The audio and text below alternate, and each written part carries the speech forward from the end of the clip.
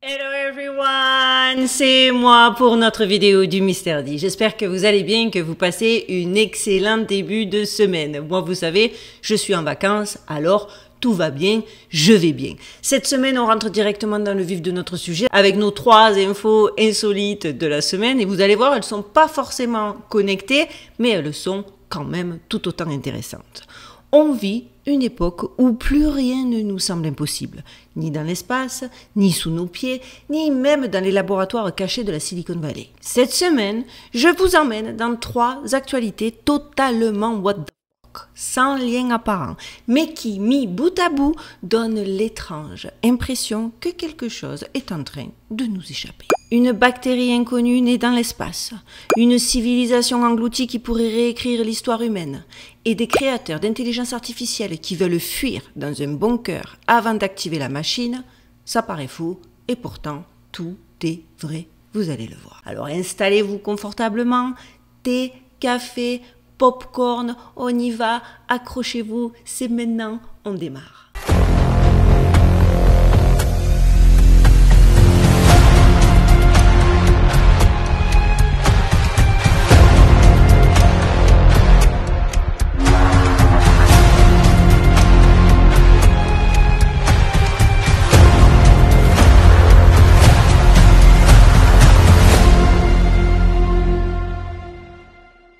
On rentre directement dans notre info numéro 1, une bactérie mutante découverte dans l'espace.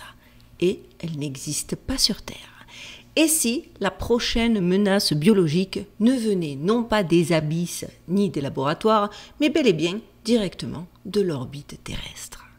Les autorités chinoises viennent de confirmer une découverte qui, étrangement, ne fait pas la une des médias occidentaux. Un nouveau microbe, inconnu sur Terre, a été découvert à bord de la station spatiale chinoise Tiangong. Baptisée Nyala tiangonghensis, cette souche de bactéries n'avait jamais été recensée sur notre planète dans cette forme. Elle serait issue d'une variante terrestre de Nyala circulans, un microbe banal présent dans la Terre, les eaux usées, voire certains aliments.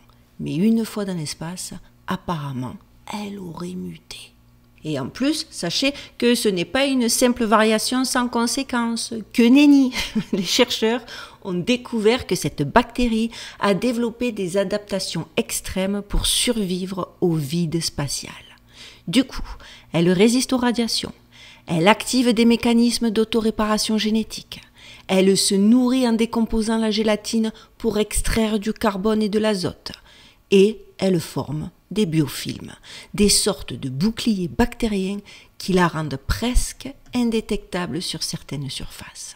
Officiellement, les autorités précisent qu'on ignore encore si cette souche peut menacer l'humain. Surprise, surprise. Mais en coulisses, plusieurs experts reconnaissent que ce type de mutation dans un environnement confiné, comme une station spatiale, pose des questions très sérieuses sur la sécurité des astronautes et à terme, des retours d'échantillons sur Terre. Ce n'est pas la première fois qu'un microbe semble changer de comportement en sortant de l'attraction terrestre. Rappelez-vous, en 2018, la NASA avait déjà identifié 4 couches de bactéries inconnues résistantes aux antibiotiques nichées dans les toilettes du fameux ISS.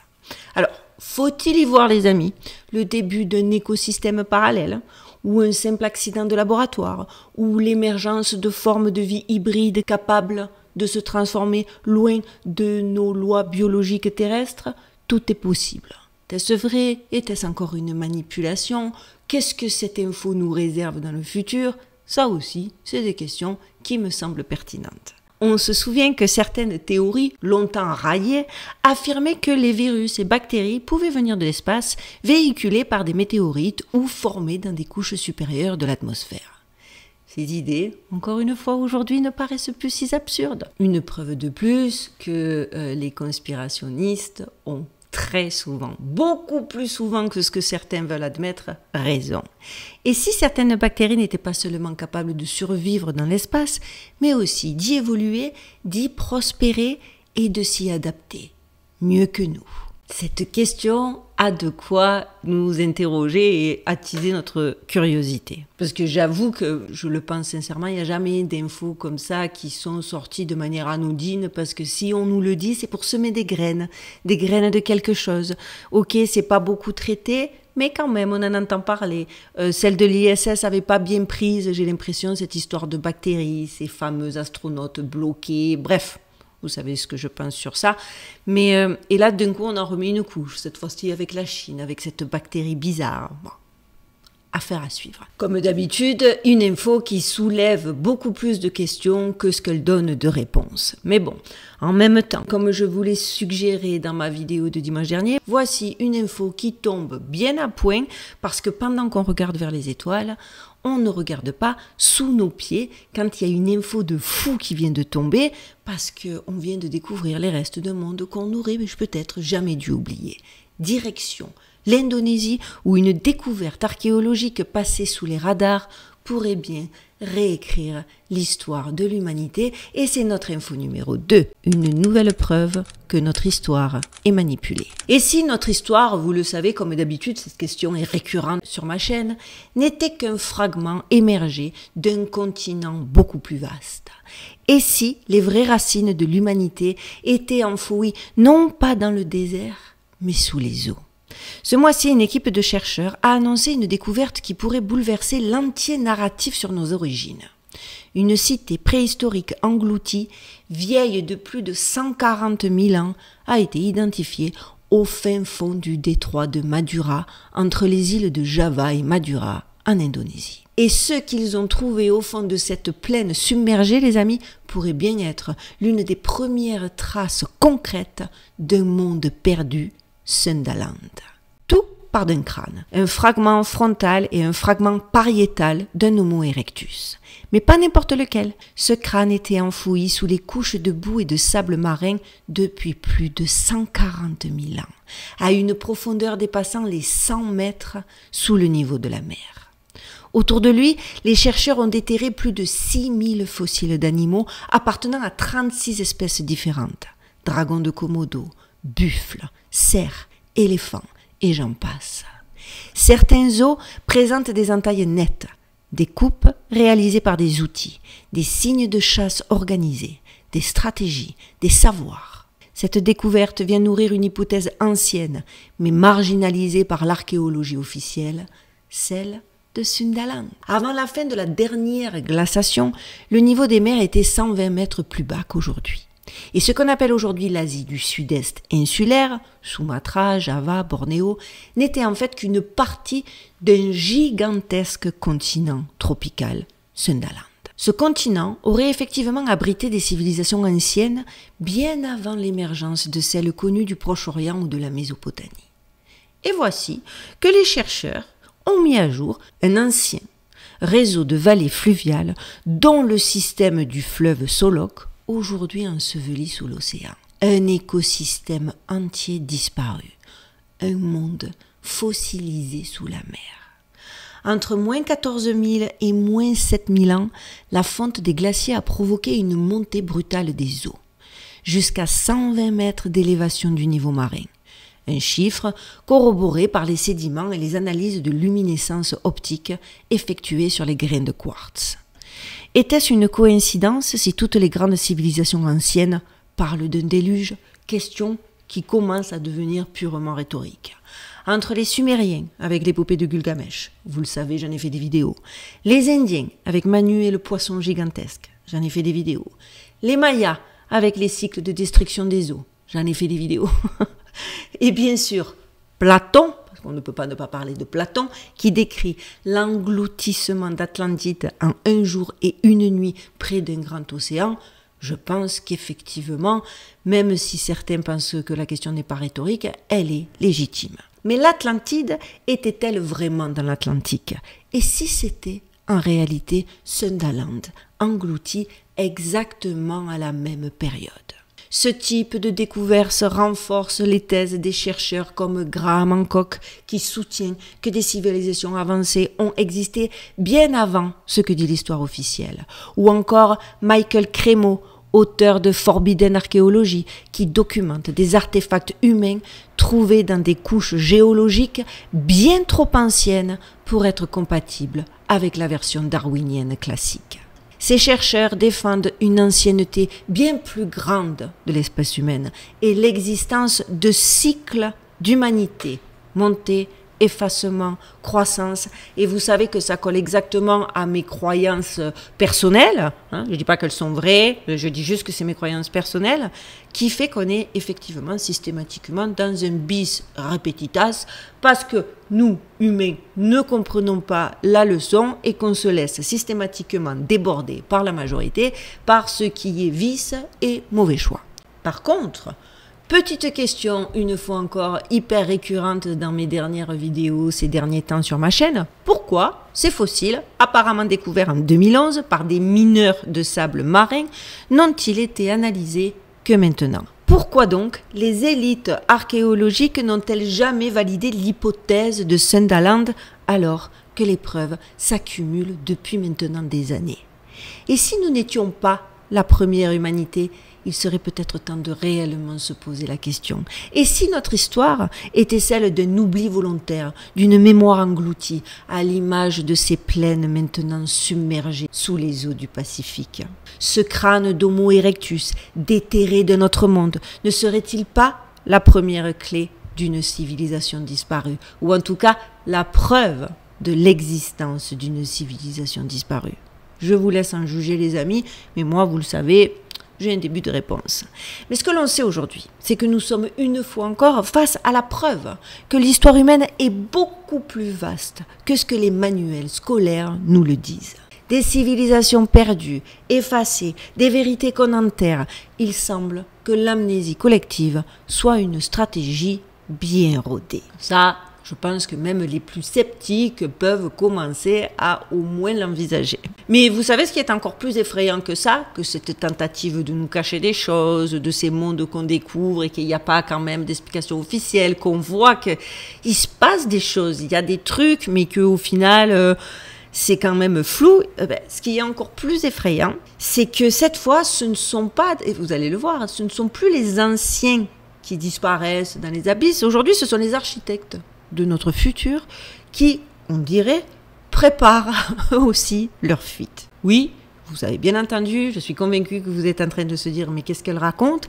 Eh bien, sachez que oui, certains des cerveaux derrière les intelligences artificielles les plus puissantes de la planète veulent bâtir un bunker avant, écoutez bien, le déluge technologique. Parce que oui, vous allez le voir, ce qu'ils redoutent n'est pas un bug, ni autre chose du même cabis, c'est la fin, la vraie, via le déluge. Et c'est notre info numéro 3. Les créateurs de l'intelligence artificielle veulent se cacher dans un bunker avant, je le dis, je le répète, le fameux déluge. Et oui, ils nous disent que tout va bien, que l'intelligence artificielle va vous simplifier la vie. Mais pendant ce temps, ceux qui la conçoivent, dites-vous-le bien, préparent en secret leur plan de fuite. Et cette info sur les 3, c'est la plus dingue. Selon un article du New York Post publié le 19 mai 2025, l'un des cofondateurs d'OpenAI aurait proposé de construire un bunker pour y mettre à l'abri les meilleurs chercheurs de la firme avant de déclencher la sortie d'une intelligence artificielle supérieure à l'humain. Oui, une révélation glaçante qui remet tout en question. Et si l'intelligence artificielle était une tsunami que seule voit venir? C'est en effet dans un livre récent consacré aux coulisses d'OpenAI que cette révélation a été faite. On y apprend donc que l'un des cofondateurs historiques de l'entreprise aurait organisé une réunion en 2023 pour prévoir un bunker. Et oui, on parlait des mondes souterrains. Je vous ai fait comprendre dans ma vidéo de dimanche dernier que les plus grandes firmes à base d'illustrations, de photos, parce que comme vous le savez, la censure YouTube est plus agressive que jamais, qu'il y avait effectivement toutes ces grosses firmes qui se préparaient un petit monde au calme sous nos pieds. Bon, eh bien dites-vous que dans ce livre, il aurait dit, et je vous le cite textuellement, nous allons évidemment construire un bunker avant de sortir l'intelligence artificielle générale. À cette déclaration, un chercheur présent lui aurait demandé déconcerté, mais quel bunker? Alors sachez que l'idée, c'est mettre à l'abri l'élite technique de la firme avant donc la mise en ligne de l'intelligence artificielle générale, c'est-à-dire un système capable de surpasser toutes les compétences humaines. Selon les fuites, le but du bunker serait de préserver ses cerveaux clés face à un chaos potentiel. Chaos potentiel, soulèvements sociaux, tensions géopolitiques, conflits sur le contrôle de l'intelligence artificielle. Plus troublant encore, le terme « rapture » est employé à plusieurs reprises. Oui, comme dans l'Apocalypse de Jean, l'enlèvement des élus avant la fin du monde. Sauf que là, je pense qu'ils se sont un petit peu enflammés, qu'ils ont estimé qu'ils allaient eux-mêmes faire la sélection des soi-disant élus. Parce qu'encore une fois, vu qu'ils se prennent on the daily base pour Dieu, un peu plus, un peu moins, eux, qu'est-ce qu'ils en ont à faire? Ils sont complètement dans le déni et ils sont vraiment dans la conviction qu'ils détiennent leur superpuissance. Mais attention, rira bien qui rira le dernier, parce que c'est à la fin du bal qu'on paie les musiciens. Plusieurs sources internes confirment que cette version mystique de l'avenir est récurrente dans les discours du cofondateur concerné, Ilya Sutskever, connu pour ses prises de position spirituelles sur l'intelligence artificielle. Ce qui frappe, c'est le double discours. Publiquement, on vend l'intelligence artificielle comme un progrès pour tous, et en coulisses, on prépare une espèce de sortie d'urgence, comme si quelque chose d'incontrôlable était sur le point d'être libéré. Et ce discours, je le répète, ne vient pas d'un marginal. Ilya Sutskever est considéré comme le cerveau derrière les modèles de langage comme GPT-3, 4, etc. Il est aussi célèbre pour avoir comparé l'intelligence artificielle à une entité divine ou mythologique qu'il appelle les anciens dieux. Je vous avoue que cette info, moi j'en aurais rajouté une quatrième parce que ça m'a fait bondir, peut-être pas une info, mais carrément en faire un sujet, parce que le fait qu'il appelle les intelligences artificielles, les anciens dieux, ça connecte tellement avec la théorie qui voudrait qu'on vive dans une simulation que j'ai bien envie d'explorer ce sujet un peu plus en avant pour genre un dossier du dimanche. Dites-moi en commentaire si ça vous intéresserait ou si vous, l'intelligence artificielle, ras la casquette. Bien sûr qui viendrait après les sujets sur la Tartarie ou peut-être au milieu parce que ça prend beaucoup de temps. Il y a beaucoup d'infos à traiter. Je me suis lancée dans un... J'avoue que Tartaria, je me suis lancée dans un bloc là les amis. Je me suis dit c'est les vacances, je vais avoir le temps. Moyen quoi. Enfin bref. Comme le fondateur de D-Wave, Jordi Rose, qui parlait d'évoquer des entités à travers les ordinateurs quantiques, Sutskever semble croire que l'intelligence artificielle est plus qu'un outil. C'est un seuil ontologique. Et là, je vous le dis, on part dans un délire de simulation. Alors, pourquoi cette peur ? Pourquoi parler de guerre? Pourquoi à ce moment-là parler de chaos mondial? Pourquoi vouloir se précipiter, s'enterrer dans des bunkers alors que de base c'est censé simplifier la vie, qu'on nous vend plein de belles et de bonnes choses? Eh bien, parce qu'il faut bien comprendre que ce que l'intelligence artificielle permet déjà aujourd'hui, c'est de créer des deepfakes ultra réalistes de dirigeants disant ce qu'ils n'ont jamais dit. D'ailleurs, dans mon Instagram, ceux qui ne me suivent pas sur Instagram, rejoignez-nous-y parce que j'y suis très active en story et j'aime bien quotidiennement partager avec vous les infos qui sortent et qui sont pertinentes et qui ne sont pas forcément traitées comme il se doit. Donc je les partage. Et justement, dans mon Instagram, j'ai posté les nouvelles vidéos générées par les intelligences artificielles. C'est effrayant parce que tu t'y casses le nez. Moi, quand on m'a dit c'est des vidéos générées par l'intelligence artificielle, je ne l'ai pas cru. Je me suis dit, on me prend pour une imbécile. Donc oui, tout est possible. Simuler des attentats, des conflits, des approbations politiques, des manifestations entièrement créées de toutes pièces. Je l'ai dit dans de nombreuses vidéos, les amis, mais plus que jamais, dans les temps qui arrivent, il va falloir se montrer extrêmement vigilant. Parce qu'ils peuvent altérer la perception du réel à une vitesse jamais vue. Et ça, dans l'absolu, c'est que ce que... à quoi le public a accès. Je vous l'ai déjà dit, si nous, ils nous release ces versions, c'est qu'eux, ils ont des versions 10, 20, 30 fois plus puissantes. Parce que par exemple, rien que juste d'avoir entendu parler, par exemple, le projet Stargate, ce projet d'intelligence artificielle estimé à 500 milliards de dollars qui est en cours de finalisation. J'ai fait une vidéo dessus, allez le voir, c'est mind-blowing. Tout ça devrait nous pousser à nous poser la question, si les développeurs eux-mêmes cherchent à fuir avant l'activation de cette intelligence artificielle dite générale, que savons-nous vraiment, nous, la populace, les gueux? Non, vous n'êtes pas d'accord avec moi? Parce que personnellement, j'ai envie de dire que dans cette histoire, du coup, le plus effrayant, c'est plus vraiment l'intelligence artificielle, mais c'est la peur panique de ceux qui la construisent. Ils parlent de rapture, ils veulent des bunkers, on comprend qu'ils préparent leur fuite.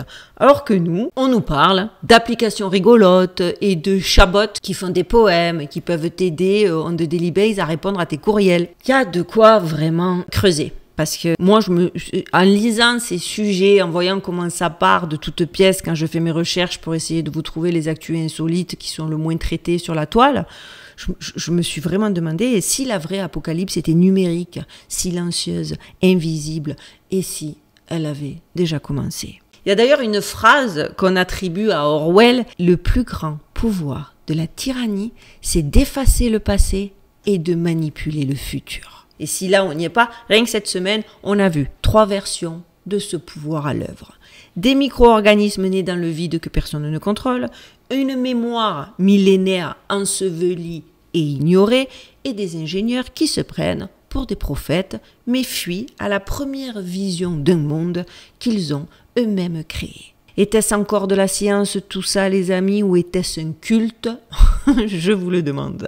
En tout cas, une chose est sûre, et bien sûr, ceux qui savent vraiment ce qui se passe ne sont jamais ceux qui en parlent. Et ça, c'est bien triste, mais c'est bien réel. C'est pour ça qu'il est important aujourd'hui de rester vigilant, actif, concerné et de lire ce qui apparaît en filigrane à travers les actualités qu'on nous sert tous les matins au petit déjeuner et de bien comprendre que les versions officielles, c'est juste l'arbre qui cache la forêt et qu'il est important de créer des petits groupes, de faire des actions de réflexion, d'essayer d'anticiper, de voir où on veut nous emmener pour nous adapter et franchement lutter, résister au mieux. Et vous savez que ma chaîne, elle sert un petit peu à ça aussi. Parce qu'il y a des choses qui se préparent, c'est indéniable. On est, je pense, à un tournant charnière de notre histoire. On va rentrer de plein fouet dans quelque chose d'énorme et beaucoup plus vite que ce que vous pensez. Pas de quoi avoir peur, parce que justement, avec nous, avec cette communauté, entre nous, on va, je crois, pouvoir prévoir, s'adapter et prendre les décisions les plus pertinentes. C'est pour ça qu'il est important de continuer à réfléchir ensemble, les amis. Alors, vous savez, pour m'aider, pour que mes vidéos soient suggérées au plus grand nombre et que de ce fait, notre communauté puisse grandir, grossir et que ça nous apporte plus de cerveau, plus de pistes de réflexion, plus de possibilités, on like, on commente, on partage. Les petits nouveaux, abonnez-vous. Vous l'avez compris, le but ultime étant de créer une communauté de plus en plus grande, parce que plus on est nombreux, plus on est fort, quoi. Et qu'on va avoir besoin de toutes nos forces mobilisées pour pouvoir anticiper notre futur. Voilà les amis, je pense que j'ai tout dit. Je vous prépare une surprise, j'espère, d'ici début juillet. J'espère que vous ne serez pas déçus. Je suis très excitée parce que c'est un projet sur lequel je travaille depuis bien 1 an et demi. C'est un projet qui m'a demandé beaucoup de créativité, beaucoup d'inspiration et qui a été beaucoup énergivore. Et j'espère que vous serez pas déçus. Mais du coup, j'avoue que alors que je pensais que je pourrais bénéficier de plus de temps, je veux vraiment mener ce projet à terme. Donc jusqu'à mi-juillet, peut-être avant, je vais vous faire des vidéos toujours au même rythme, peut-être des fois plus courtes, peut-être des fois plus longues en fonction de comment je vais manager mon temps. J'espère que vous ne serez pas déçus, parce que je sais que quand c'est trop court, j'en ai qui se plaignent, mais vraiment c'est un projet, là je suis dedans, c'est un projet auquel je crois, auquel je tiens et qui m'enthousiasme. Et puis en plus, c'est pour vous, donc à terme, j'espère que vous serez content. Je me justifie un petit peu, mais parce que ma communauté est vraiment très importante pour moi, donc je veux vraiment être transparente avec vous. Voilà, cette fois, tout est dit, tout est bien dit. Je vous souhaite de passer une excellente fin de semaine. On se retrouve dimanche prochain pour nos dossiers du dimanche. En attendant, prenez bien soin de vous, prenez bien soin de vos proches, gardez l'œil ouvert et surtout, stay safe.